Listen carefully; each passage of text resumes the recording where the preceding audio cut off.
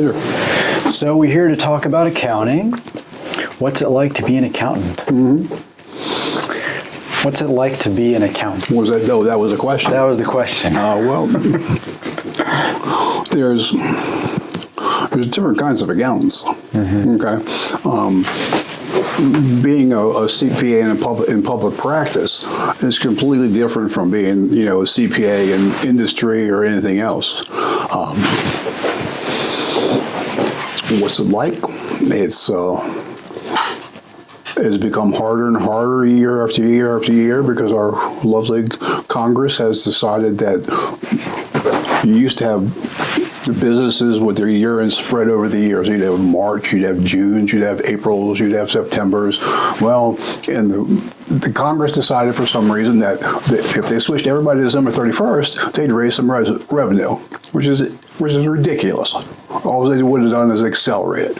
Okay, and so what's happened is what used to be a manageable profession has become unmanageable because everything is due in March 15th, because of our Congress. They actually said when they did this first time, they actually said, I can't remember who said it, that we have raised this additional money to balance the budget, and they didn't raise a penny. They just accelerated it.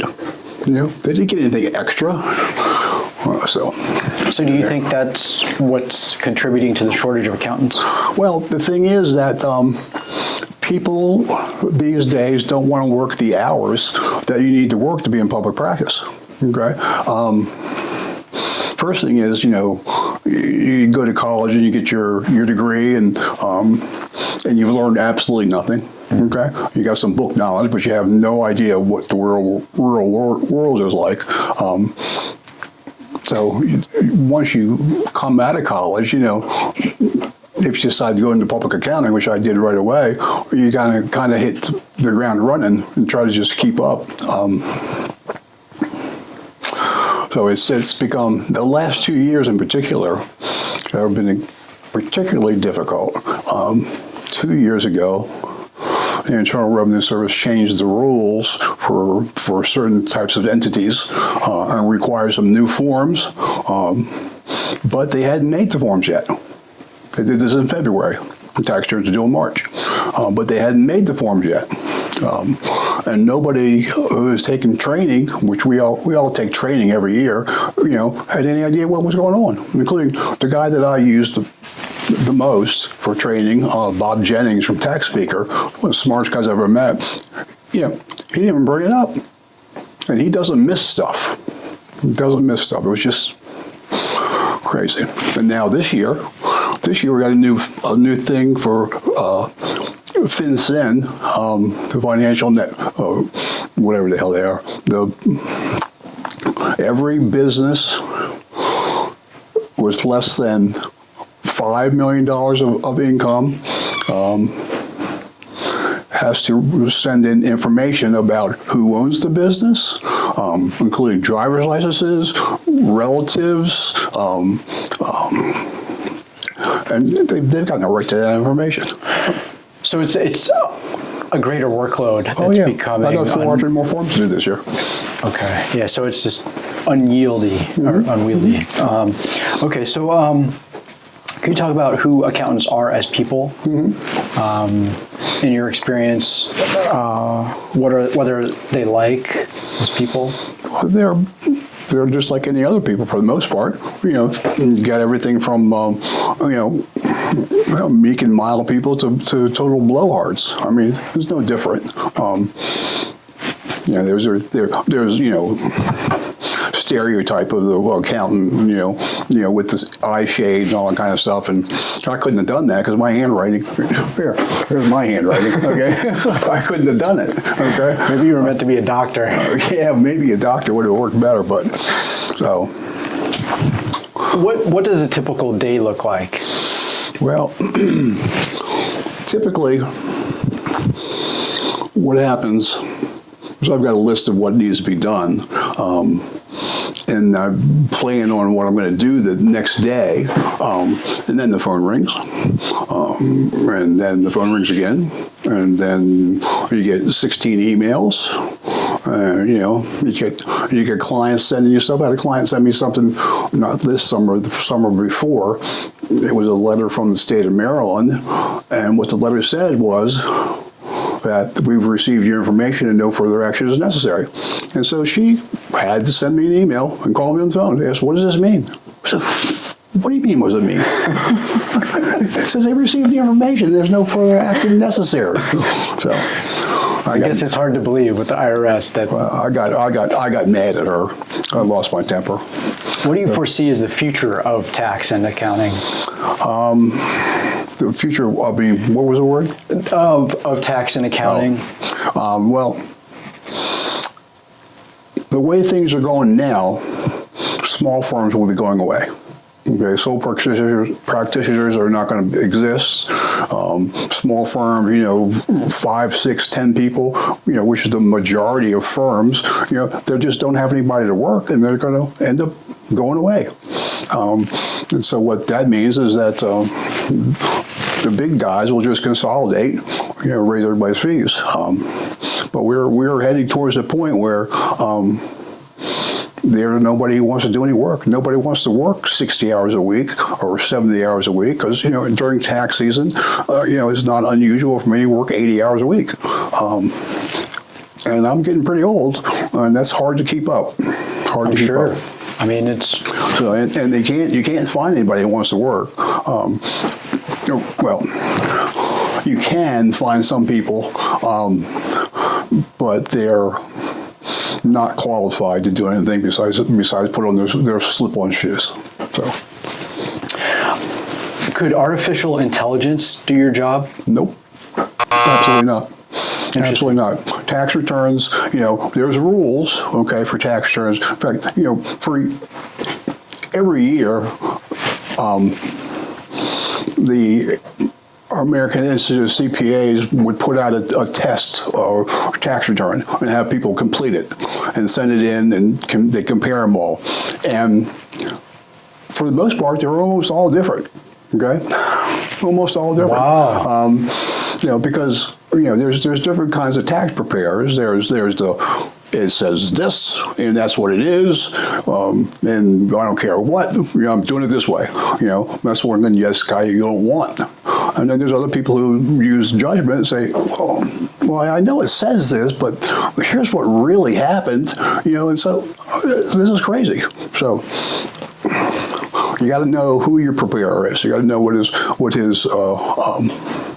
political leanings are. I don't mean Democrat or Republican or anything like that, but I'm talking about libertarian or statist or that kind of thing. And do you mean to say that artificial intelligence would be more of a one-size-fits-all, and that's not appropriate for client? Artificial intelligence could plot everything into the box. Yeah. I've got programs that take my information and put it into the tax return for me. Oh, like OCR? Mm-hmm. Yeah. Mm-hmm. Okay. But that doesn't mean that I could just accept it. I got to review it and make sure it's right. So no, I don't think artificial intelligence is a threat to accounting. I really don't. Why should somebody go into accounting as opposed to finance or tech or something else? If you do it right, you can make a lot of money. Okay. But you have to balance a lot of different balls juggling in the air at the same time. You got to be able to get your work, come into the office, be able to get it done, get it delivered, and more importantly, get your money collected. I was going somewhere, but I don't remember where. Why is it that the wages are not rising as fast in accounting? They are. Are they? Oh yeah. If I, they're hiring people out of school. There's different kinds of CPA firms. Okay. There's the big guys. There used to be Arthur Anderson, but they got knocked out, and Pete Marwick, and there's like 4 of them now. There used to be 8. There used to be the big 8. There's them, and then there's gigantic regional firms, and then there's not bad sized local firms, and then there's sole practitioners and 2 or 3 partners. And people are now coming right out of college with no experience. They're getting $70,000 and $80,000 right out of school, and they don't know anything. Because they don't teach you anything in college about the real world of accounting. They teach you how to be an auditor for a big firm. Okay, they don't teach you about how to do a bank rec or how to do a payroll tax return or even how to do a 1040. I mean, it's very true. Yeah, that was my experience. Yep. Could you say one thing that you dislike about accouning? The time frames, the time, the constrictions, yeah. Okay. Because they were, I started talking about 2 years. The last 2 tax seasons have been the worst of my entire career as far as stress and things to do. It's not because my workload increased, but because, IRS does stupid things and let's hope they get. Sorry to cut you off. Let's hope they get that funding. They were supposed to get $80 billion. You can't hire 87,000 IRS agents. Nobody wants to work. I mean, it's just it's just ludicrous. You go to any, small businesses provide close to, if not more than 50% of all jobs in this country. Okay, and nobody can find anybody to work. Nobody can find anybody who wants to work 40 hours a week, okay? Just 40, much less more. What is one thing that you do like about this profession? Well, it's changed. But what I used to like when I was working when I wasn't a sole practitioner, I was working for firms where there was a partner or whatever, the freedom to come and go as you want. And, not have to really answer to anybody unless you happen to get a jerk for a partner, and that happens from time to time. But did you always want to be an accountant growing up? Nope. Could you walk us through that? I had no desire to be anything an accountant, but when I graduated from high school in 1970, my choices were get a full-time job, or join the Army, or go to college. And I thought about that long and hard for about 30 seconds and said, okay, I'm going to college. And so what happened was I said, okay, I'm going to college. What am I going to major in? I don't know. I'll try business. That way maybe there'll be something there that'll work for me. And, I'm not a straight A kind of guy, but from the very first accounting class, straight A's right away. In fact, the first test in Accounting 101, the teacher was a retired Air Force colonel, and it was just a brutal test. The highest score was like 37. Okay. Sounds like one or two professors luckily he graded it, and so the next test, he comes around, and he's got his things in his hand, he's got the papers in his hands. He comes over to me. He says, "Mr. Curtin, you keep doing this like that, keep producing work like this, and you're going to be out of college in about 20 minutes." And he throws it on my desk. I got a 97. That's probably when you have a professor like that. Mm-hmm. Sometimes that leads you down that path. Mm-hmm. What advice would you give to a college student who's considering majors and they're looking at accounting? Well, but they're not sure? I would tell them what I told my sister, who was 2 years younger than me.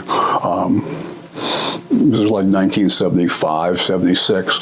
I said, "Marianne, become an accountant and you'll never not have a job. Never. Unless you don't want one." Okay? And she's a partner in an accounting firm in California.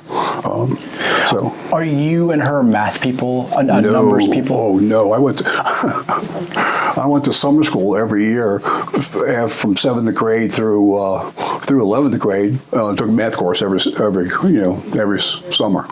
No, I'm not a math person. Never have been. Nor am I. Although numbers are weird. You see things like weird. Like today, I got a check from a client, pay her bill.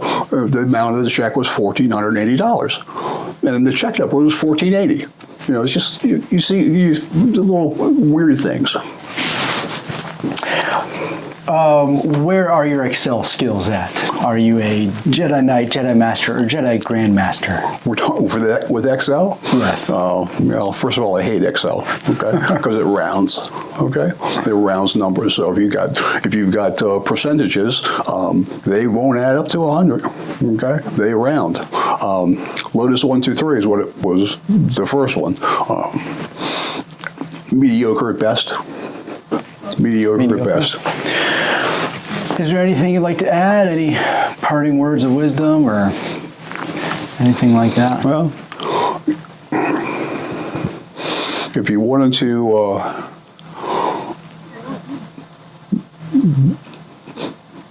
the best way to succeed in this country, at least it has been up till now, is to work for yourself. Okay, so that you're in control of everything, and you're not, getting slapped around by your boss. So, if you become an accountant, a certified public accountant in public practice, you can control your destiny. You really can. Mr. Curtin, thank you so much for your time today. My pleasure. Push him off the roof. Because if you do trust her, there's no reason you can't keep that 35,000. What did you say? 35,000. 35,000? All of it. All of it? Every penny. You better start making sense. If you want to keep all that money, give it to your wife. The IRS allows a one-time only gift to your spouse for up to $60,000. Bullshit. Tax-free? Tax-free. IRS can't touch 1 cent. You're that smart banker what killed his wife, aren't you? Why should I believe a smart banker like you? So I can end up in here with you? It's perfectly legal. Go ask the IRS. They'll say the same thing. Actually, I feel stupid telling you this. I'm sure you would have investigated the matter yourself. Yeah, fucking A. I don't need no smart wife-killing banker to tell me where the bear's shitting the buckwheat. Of course not. But you do need someone to set up the tax-free gift for you. And that'll cost you. A lawyer, for example. Bunch of ball-washing bastards. Right. I suppose I could set it up for you. That would save you some money. If you get the forms, I'll prepare them for you. Nearly free of charge. I'd only ask 3 beers apiece for each of my co-workers. Co-workers, get him. That's rich, ain't it? I think a man working outdoors feels more like a man if you can have a bottle of suds. It's only my opinion. Sir.